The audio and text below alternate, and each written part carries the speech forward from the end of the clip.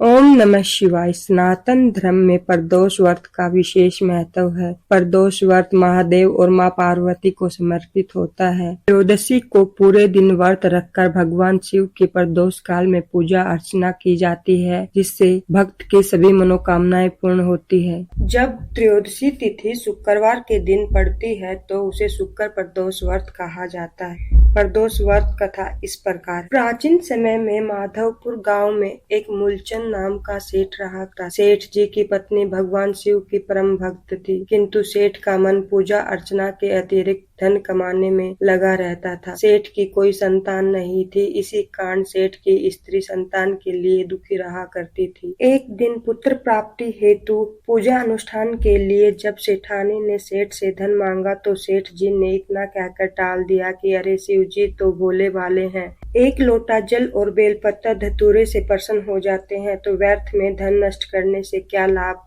जाओ और मन लगाकर शिव पूजा किया करो, भगवान ने चाहा तो तुम्हारी गोद अवश्य भरेगी। अब सेठानी को इस बात पर बड़ा गुस्सा आया। उसने कहा कि उसका पति इतना कंजूस है कि दान धर्म करने से भी पीछे हट रहा है। तो उसने गुस्से में आकर कह दिया कि उसके पति द्वारा इकट्ठा किया गया सारा धन सोने के शिवलिंग में बदल जाए। अगले दिन सेठानी ने प्रदोष का व्रत रखा। जब वह मंदिर में पूजा करने गई तो वहाँ भारी भीड़ देखकर उसे बड़ा आश्चर्य हुआ। जब उसने मंदिर में जाकर देखा तो वहाँ काले शिवलिंग के स्थान पर सोने का शिवलिंग स्थापित था। उसने गुस्से में कही गई बातें याद आई और सारा माजरा समझ में आ गया। सेठानी ने तो शिवलिंग की विधि पूर्वक पूजा अर्चना की और खुशी खुशी घर चली आई। वहीं सेठ की समस्त जमा पूंजी कोयला बन गई थी। सेठ की ऐसी दशा देखकर सेठानी को बड़ा दुख हुआ। सेठानी ने उसे सभी बातें सच सच बता दी और शांत रहने को कहा। सेठ को सेठानी पर अत्यंत क्रोध आया कि जीवन भर उसने कंजूसी करके धन इकट्ठा किया, लेकिन सब गुड़ गोबर हो गया। सेठ ने पत्नी से कहा, अगर तुम्हारे भोलेनाथ तुम्हारी बातें सुनते हैं तो उनसे कहो कि हमारा धन हमें फिर से लौटा दें और हमें औलाद भी दें। यदि ऐसा हुआ तो वह अपनी कमाई का आधा हिस्सा दान करेगा, साथ ही प्रदोष का व्रत भी करेगा, और यदि ऐसा नहीं हुआ तो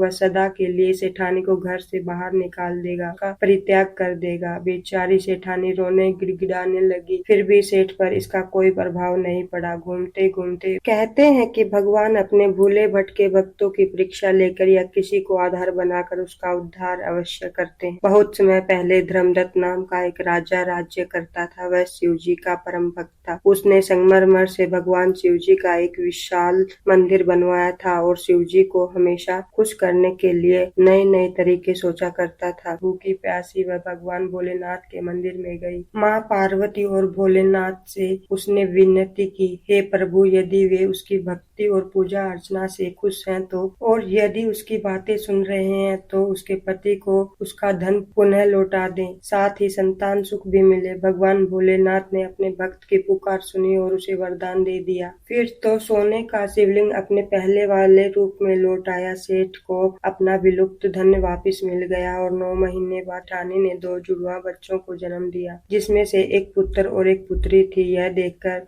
सेठ को भगवान पर अटूट विश्वास हो गया। अपने वचन के कहे अनुसार सेठ मूलचंद ने अपनी कमाई का आधा हिस्सा दान धर्म करने में खर्च करना शुरू कर दिया। साथ ही वह शिव भक्ति में ऐसा लीन हुआ कि उसे अंत समय में पत्नी सहित शिव धाम की प्राप्ति हुई। कहते हैं कि भगवान अपने भूले भटके भक्तों की इच्छा लेकर उसका उद्धार अवश्य करते हैं। बहुत समय पहले धर्मदत्त नाम का एक राजा राज्य करता। वह शिव जी का परम भक्त था। उसने संगमरमर से भगवान शिव जी का एक सुंदर विशाल मंदिर बनवाया और शिव जी को हमेशा प्रसन्न करने के लिए नए नए तरीके सोचता रहता था। तो एक दिन उसने सोचा कि आज प्रदोष का व्रत है। प्रदोष व्रत में भगवान भोलेनाथ की पूजा करने से बहुत लाभ होता है, क्योंकि यह दिन विशेष रूप से शिव जी को बहुत प्रिय है। इसलिए इस अवसर पर उसने विशेष पूजा करवाने की सोची और बहुत सोचने के बाद उसने अपने मन में विचार बनाया, क्यों न इस प्रदोष व्रत में हर एक प्रदोष व्रत वाले दिन 108 पात्रों से दूध से भगवान शिव जी का अभिषेक किया जाए।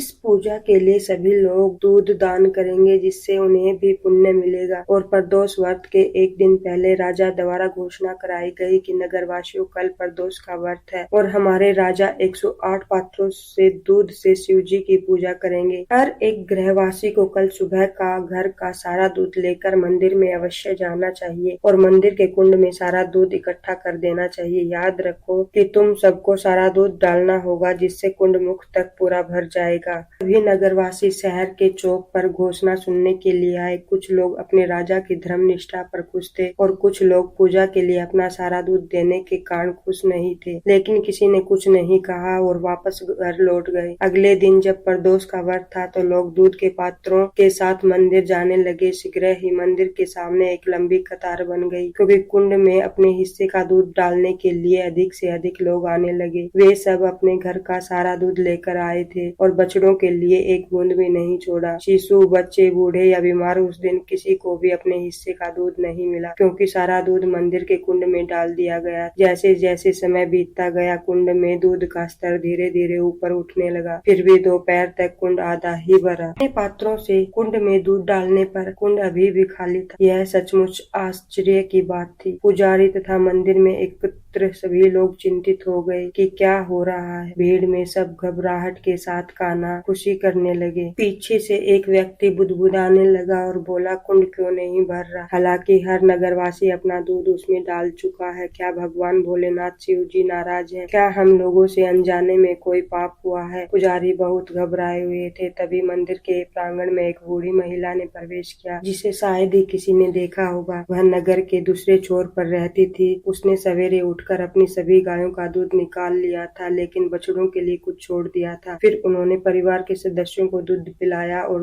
घर का कामकाज पूरा किया। इसके बाद केवल एक छोटे से लोटे भर उसने दूध बचाया। बस उसे लेकर मंदिर में चली गई और यह प्रार्थना करते हुए दूध को कुंड में डाल दिया और कहा, हे प्रभु, सिर्फ इतना ही आपको अर्पित कर सकती हूँ, लेकिन यह अपनी पूरी भक्ति के साथ समर्पित कर रही हूँ। कृपया मेरी छोटी सी भेंट को स्वीकार करें। यह लो, देखो, अब सारा रिक्त कुंड दूध से लबालब भर गया। बूढ़ी महिला जैसे विनीत भाव से आई थी वैसे ही चली गई। राजा और पुजारी कुंड को भरा हुआ पाकर फूले न समाये और विशेष पूजा का कार्यक्रम संपन्न किया। अब इसी तरह अगले प्रदोष व्रत वाले दिन नगर के सब वासियों ने ईमानदारी से कुंड में अपने दूध डाल दिए। फिर भी वह आधा ही भरा। वह तभी लबालब हुआ जब बूढ़ी महिला ने अपने छोटे से लोटे का दूध उसमें डाला। इस चमत्कार को देखकर सभी चकित थे। राजा ने इस रहस्य की तह तक जाने का निश्चय किया। इसलिए तीसरे प्रदोष व्रत को राजा सवेरे ही कुंड के निकट पहरेदार के रूप में खड़ा हो गया और हर घटना पर निगरानी रखने लगा। पहले की तरह लोग अपने दूध अर्पित करने के लिए कुंड के निकट पंक्ति में खड़े होने लगे, लेकिन दूध का स्तर आधे कुंड तक ही रहा। वह उससे ऊपर उठ ही नहीं रहा। तब वही बूढ़ी महिला एक लोटा भर दूध लेकर आई और ऊंचे स्वर में प्रार्थना करने लगी, हे प्रभु, मैं जितना दूध बचा की वह आपको अर्पित करती हूँ। मुझे विश्वास है कि आप अपनी असीम कृपा में इसे स्वीकार करेंगे। कृपया करके आशीर्वाद दें जिससे मुझे अपनी धारणा पर दृढ़ बनने में शक्ति प्राप्त हो। तब उसने कुंड में अपना दूध डाल दिया। जैसे ही वह वापस जाने लगी, बूढ़ी की राजा जो भेष बदलकर निगरानी कर रहा था यह देखकर आश्चर्यचकित रह गया। कुंड दूध से लबालब भर गया। उसने दौड़कर बूढ़ी महिला को रुकने के लिए कहा। डर से कांपती हुई वह बोली, मुझे क्यों रोक रहे हो? मैंने क्या किया है? राजा ने कहा, डरो मत माँ, मैं राजा हूँ और तुमसे कुछ जानना चाहता हूँ। कितने सारे लोग अपना दूध कब से कुंड में डाल रहे हैं, फिर भी आधा कुंड से ज्यादा नहीं भरा, लेकिन तुमने जैसे ही इसमें छोटे लोटे से दूध डाला कुंड अचानक लबालब भर गया। क्या बता सकती हो कि ऐसा क्यों हुआ? बूढ़ी महिला ने उत्तर दिया, महाराज, मैं एक माँ हूँ और माँ कभी अपने बच्चे को भूखा देखना सहन नहीं करती। इसलिए मैंने आपकी आज्ञा का पालन नहीं किया। गायों से दूध निकालते समय मैंने कुछ दूध बछड़े के लिए छोड़ दिया और फिर सब बच्चों को पिलाया और उसके बाद रोगी और वृद्धों को दिया। इसके बाद जो दूध बचा वही पूजा के लिए लेकर आई। भगवान भी माता के समान, वे नहीं चाहते हैं कि बच्चों को भूखा मारे। महाराज, स्पष्ट बोलने के लिए क्षमा चाहती हूँ। हे राजन, आपने किंतु यही कर दिया। दिया। आपने लोगों को पूजा के लिए घर का सारा दूध लाने के लिए आदेश दिया और बछड़ों, बच्चों, बूढ़ों तथा बीमारों के लिए कुछ भी बचाने के लिए नहीं कहा। प्रजा दुखी थी, लेकिन आपकी आज्ञा का उल्लंघन नहीं करना चाहती थी। उन्होंने अर्पण तो किया, किंतु स्वेच्छा से नहीं। भगवान को यह पसंद नहीं आया और आपके अर्पण को अस्वीकार करके उन्होंने अपना असंतोष प्रकट किया। राजा यह सुनकर विचार में खो गया। राजा ने मन ही मन में कहा, आप ठीक कह रही हैं। राजा को तो अपनी प्रजा के लिए माता के समान होना चाहिए, जो उसके स्वास्थ्य और सुख का ध्यान रख सके। लेकिन मैं अपनी पूजा के लिए उन्हें दूध देने पर मजबूर करके महापाप कर रहा था। फिर भगवान हम पर कैसे प्रसन्न होंगे। श्रम से उसका सिर झुक गया। तुरंत उसने घोषणा करवाई कि आने वाले प्रदोष व्रत के दिन लोगों को उतना ही दूध लाना है जो बछड़ों, बच्चों, बूढ़ों तथा बीमारों को पिलाने के बाद बच जाए। अगले प्रदोष व्रत को मंदिर पर सवेरे से ही लंबी कतार थी। लोग उतना ही दूध लाते जो बचा सकते थे। राजा ने भी उतना ही दूध डाला जो महल के बछड़ों, बच्चों और अन्य लोगों से बच पाया। परिणाम आश्चर्यजनक था। कुंड सुबह से ही भर गया था। राजा अब प्रसन्न था। बूढ़ी महिला का इंतजार कर रहा था। जब उसने अपने हिस्से का दूध डाल दिया तब राजा उसे मंदिर में ले गया और प्रदोष काल में भगवान शिव जी का रुद्राभिषेक किया। पूरे राज्य में भगवान भोलेनाथ की असीम कृपा व्याप्त हो गई। सभी धन धान्य से, सुख सुविधाओं से परिपूर्ण हो गई। राज्य में खुशहाली छा गई। इसलिए हमारे भगवान भोलेनाथ बड़े ही दयालु कृपालु हैं। अगर आपके पास कुछ भी पूजन सामग्री नहीं है तो आप एक लोटा जल और बेल पत्र से भी भगवान की पूजा करके उनकी असीम कृपा पाते हैं। किंतु मन में संकोच करके मूल्यवान से भी अधिक मूल्यवान चीज भगवान को अर्पण करने से आपकी वह व्रत पूजा सफल नहीं होती। भगवान तो सच्चे भाव के भक्ति से ही प्रसन्न होते हैं। तो प्रेम से बोलिए ओम नमः शिवाय। प्राचीन समय में विदर्भ देश में सत्य नाम से प्रसिद्ध एक राजा थे। वे हमेशा धर्म करने में तत्पर, धीर, सुशील और सत्यवादी थे। वे धर्म पूर्वक अपने राज्य का पालन पोषण करते थे और ऐसे बहुत सारा सुखमय समय उनका बीत चुका। उसके बाद अचानक एक दिन साल्व देश के शत्रु राजाओं ने राजा के इस विदर्भ नगर पर आक्रमण कर दिया। दुर्भाग्य से राजा की बहुत बड़ी सेना मारी गई, लेकिन अंत में विदर्भ राज भी शत्रुओं के हाथों मारी गई, जिससे उनकी भयंकर पराजय हुई और बचे हुए मंत्री और सैनिक प्राण बचाकर भाग गए। उस समय राजा की पराजय और उसकी मृत्यु का समाचार सुनकर विदर्भ सत्रत की पतिव्रता पत्नी अत्यंत शोकग्रस्त हो गई और उसी क्षण राजभवन के गुप्त मार्ग से शत्रुओं से बचते हुए बाहर निकल आई और पश्चिम दिशा की ओर चली गई। वह गर्भवती थी। प्रातः काल होने पर धीरे धीरे मार्ग से जाती हुई उस साध्वी रानी ने बहुत दूर का रास्ता तय किया और उसके बाद वह एक तालाब के पास पहुंची। तालाब के किनारे एक वृक्ष था। वह उस वृक्ष के नीचे बैठ गई। उस समय वह रानी गर्भवती थी और उस पतिव्रता रानी ने उत्तम गुरु से युक्त शुभ मुहूर्त में एक पुत्र को जन्म दिया। तत्पश्चात वह रानी जल पीने की इच्छा से उस जलाशय में उतरी और उसी क्षण एक मगरमच्छ ने आकर उसे अपना शिकार बना लिया। इस प्रकार वह बालक जन्म लेते ही माता पिता से विहीन हो गया। भूख और प्यास से पीड़ित होकर वह सरोवर के किनारे जोर जोर से रोने लगा। जब वह इस प्रकार क्रंदन कर रहा था तो उसी समय भाग्यवश एक श्रेष्ठ ब्राह्मणी वहां पहुंची। उसकी गोद में भी एक वर्ष का बालक था। वह निर्धन और विधवा थी। घर घर भीख मांगकर जीवन व्यापन कर रही थी। उसका नाम उमा था। जब उस ब्राह्मणी ने उस राजकुमार को देखा तो उसे बड़ी दया आई और उसने मन ही मन विचार किया, ओहो, यह तो बड़े ही आश्चर्य की बात है। यह नवजात शिशु जिसकी नाल अभी तक कटी नहीं है यहाँ पर पड़ा हुआ है। ना जाने इसकी माता कहाँ चली गई, इसका पिता कौन है। यह दीन अनाथ बालक बिना बिस्तर के भूमि पर सो रहा। ना जाने यह चंडाल का पुत्र या शूद्र का, वेश्या का बालक है या ब्राह्मण या फिर क्षत्रिय है। कैसे इसका निश्चय किया जाए। मैं इस शिशु को उठाकर अपने सगे पुत्र की तरह पालन पोषण कर सकती हूँ, लेकिन यह किस कुल का है यह मुझे नहीं पता और इसलिए इसे छूने का साहस नहीं हो रहा। जब वह इस प्रकार सोच रही थी तो उसी समय कोई सन्यासी महात्मा वहां आए। वह ऐसे लग रहे थे कि मानो साक्षात भगवान शिव जी ही हो। उस श्रेष्ठ भिक्षुक सन्यासी ने उस स्त्री से कहा, हे ब्राह्मणी, चिंता मत करो, हृदय की शंकावृत्ति को दूर कर दो और इस बालक की रक्षा करो। इससे तुम्हें शीघ्र ही परम कल्याण की प्राप्ति होगी। इतना कहकर वे दयालु भिक्षुक सन्यासी वहां से चले गए और उस ब्राह्मणी ने उनकी बातों पर विश्वास करके उस बालक को अपने हाथों में उठा लिया और अपने घर की ओर चली गई। उस राजकुमार का ब्राह्मणी ने अपने बेटे की तरह ही पालन पोषण किया। एक चक्रा नामक नगर में उसका घर था। वह भिक्षा के अन्न से ही अपने पुत्र और राजकुमार दोनों को पालने लगी। ब्राह्मणों ने ब्राह्मणी के पुत्र के साथ साथ राजा के पुत्र का भी संस्कार किया। वह दोनों बालक एक साथ रहकर नियमों का पालन करने लगे। एक दिन वह ब्राह्मणी उन दोनों बालकों के साथ भिक्षा मांगती हुई देवयोग से देव मंदिर में पहुंची। उन दोनों बालकों को देखकर वहां पर उपस्थित बुद्धिमान ऋषि शांडिल ने कहा, भगवान की महिमा भी बड़ी विचित्र है। कर्मों का उल्लंघन करना किसी भी जीव के लिए अत्यंत कठिन है। देखो ना, यह बालक दूसरी माता की शरण में रहकर भिक्षा से जीवन निर्वाह कर रहा है। इस ब्राह्मणी को श्रेष्ठ माता के रूप में पाकर ब्राह्मण बालक के साथ ब्राह्मण भाव को प्राप्त हो गया है। जब उस ब्राह्मणी ने ऋषि शांडिल्य के यह वचन सुने तो उसे अत्यंत आश्चर्य हुआ। उसने भरी सभा में मुनि को प्रणाम करके पूछा, हे मुनि श्रेष्ठ, एक सन्यासी के कहने पर मैं ही इस बालक को अपने घर लाई थी।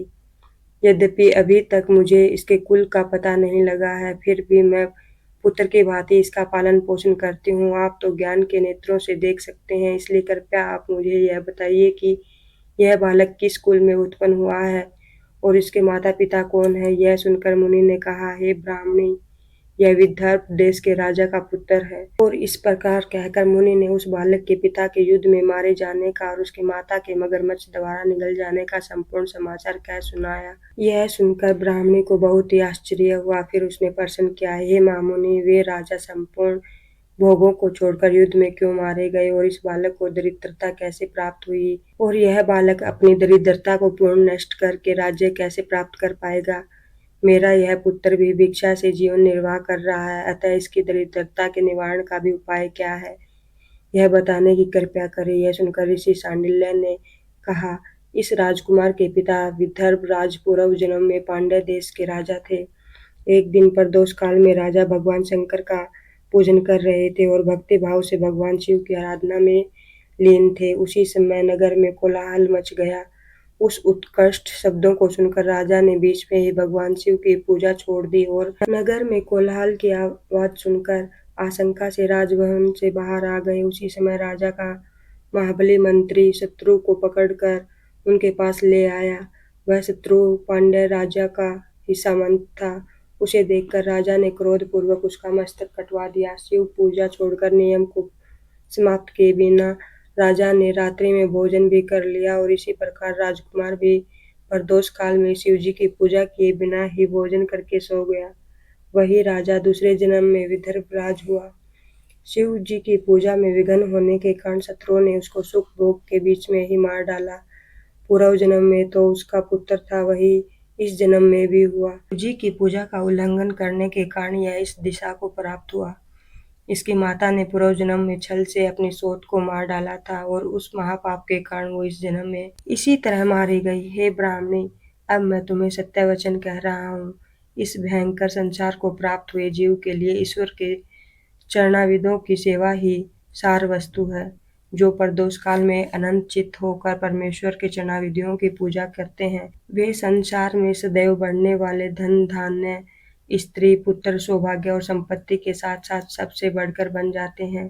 तुम्हारा यह पुत्र भी पूर्व जन्म में उत्तम ब्राह्मण था। इसने पूरी आयु केवल दान लेने में बिताई, यज्ञ आदि सत्कर्म नहीं किए और इसलिए यह दरिद्रता को प्राप्त हुआ। और इस दोष का निवारण करने के लिए अब उसे भगवान शंकर की पूजा करनी चाहिए। यह सुनकर ब्राह्मणी ने कहा, हे मुनिवर, कृपया आप शिव पूजन की संपूर्ण विधि बतलाइए। तब सांडल्य मुनि बोले, हे ब्राह्मणी, अब सुनो। उस दोष के निवारण के लिए अब यह भगवान शंकर की शरण में जाए। यदि यह दोनों बालक प्रदोष के दिन भगवान शंकर की पूजा करते रहे तो वर्ष भर के भीतर इनकी दरिद्रता का नाश होगा और राज्य सुख की प्राप्ति होगी। इस प्रकार अपने शरण में आई हुई ब्राह्मणी को मधुर वचनों द्वारा आश्वासन देकर सांडिल्य मुनि ने उनके दोनों बालकों को भगवान शंकर की आराधना के मंत्र का उपदेश दिया।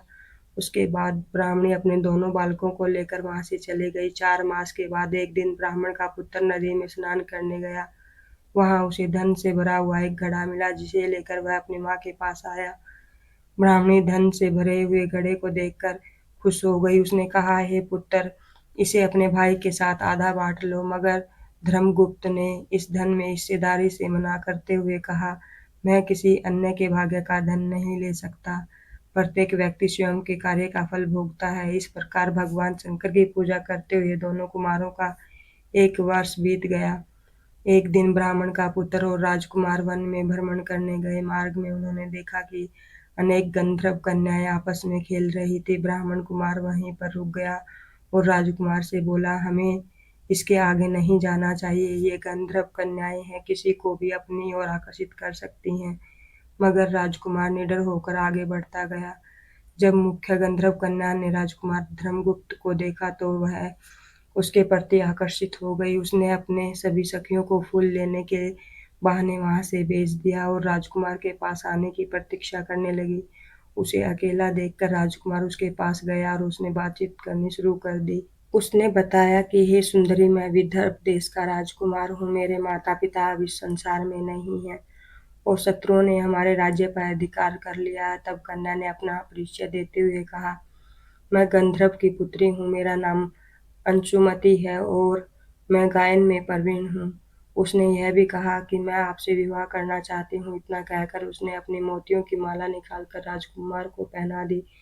तब राजकुमार ने पूछा, हे सुंदरी, तुम राजपाट गवा चुके राजकुमार के साथ कैसे रह पाओगी और अपने माता पिता की अनुमति के बिना आप मेरे साथ कैसे आ सकती हैं? इस पर अंशुमति बोली, चाहे जो हो जाए मैं वही करूंगी जो मैं चाहती हूँ। आप 2 दिन बाद प्रातःकाल यहाँ आकर मुझसे मिलना। इतना कहकर वहां से चली गई। प्रिय भक्तों, राजकुमार ने वापस आकर ब्राह्मणी और उसके पुत्र को सारी बात बताई तो वे दोनों बहुत खुश हुए और 2 दिन बाद राजकुमार पुनः वहीं उसी स्थान पर गया वन में।